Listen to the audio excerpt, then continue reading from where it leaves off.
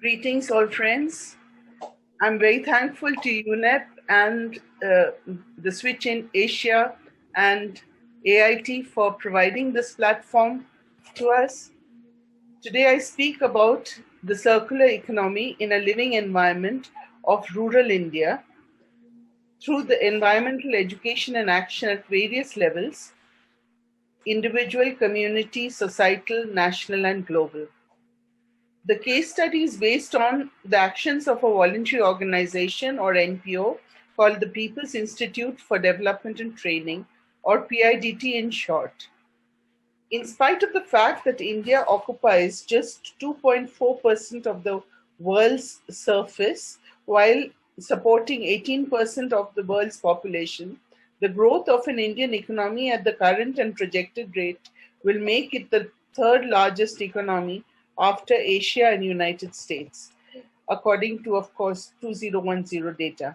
Many of the resources required for this development have to be imported, making way for much unsustainability. In this context, as a countercurrent, PIDT vision is the creation of a humane, equality-based, transformatory, resource-rich, sustainable society through the analytical understanding of the socially and economically underprivileged through their decisions and resources. In India's development path, sustainability needs to be achieved through reduction of inequalities and the concept of leaving no one behind, as well as understanding the circularity of production and consumption using nature as a mentor. Using nature as a mentor is about developing man-made processes on the basis of natural processes. PIDT worked with communities of the rural poor in indigenous communities who intrinsically understand the importance of ecology. Embedded in the thought is the society and its economic work within the environment. Most of the communities, however, face the onslaught of disruption through linear economic development patterns, for example, large-scale deforestation for building of highways and railways, eating into their resources and livelihoods without offering substantive alternatives. This case study talks about how communities of the poorest of the poor were able to rebuild their economies sustainably to such an extent through circular economy mechanisms so that they developed new markets to serve the community instead of being displaced. PIDT works with the community through collectivizing them into groups called self-help groups, facilitating these groups to save forests by developing watch groups. They were taught not only to save several hectares of forests, but to plant trees. The trees planted were often in the nature of orchards, feeding into the local economy. Another strategy that was used was to work with local watershed region to bring up the water table and increase access to water. Agriculture was enhanced, leading to more animal husbandry, which produced cow dung for organic sustainable agriculture. Any waste generated was made into biocompost and fed back into the land. The villagers were encouraged to start small businesses using various natural resources available, including apiary, aquaculture, mushroom cultivation, sericulture to weaving. Local artisans who were in a distressed condition were trained for further value adding on their produce. Renewal of energy was encouraged through biodigesters, solar energy, and biofuels.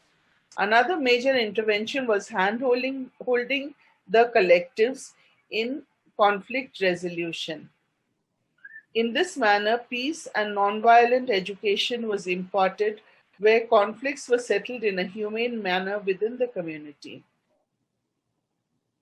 There was an upsurge of vegetable cultivation, artisanal products, and cottage industries.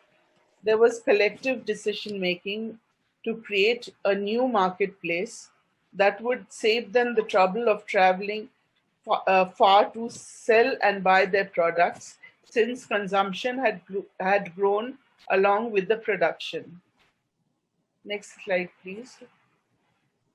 At the societal level, a center called Lokshala People School was formed, where self help groups and communities from different parts of the country were brought together to our circular hut or training space to discuss and share their experience of sustainable production and consumption.